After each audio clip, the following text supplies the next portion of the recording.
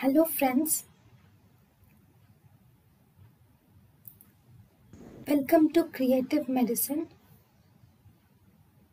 In this lecture, we will learn about. Hello friends, let us now learn some important points about leveteracetam. Leveteracetam has binding affinity to synaptic. It has binding affinity to synaptic vesicular protein. It has binding affinity to synaptic vesicular protein sp2a. Then the exact mechanism of binding is not known, but it may be by GABA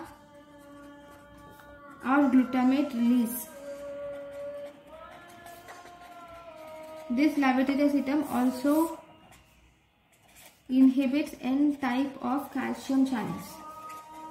By inhibiting N-type of calcium channels, it will decrease the calcium release from intracellular stores. It decreases the calcium release from intracellular stores. So this is about leveteracetam. Thank you for watching. Thank you and thank you for watching.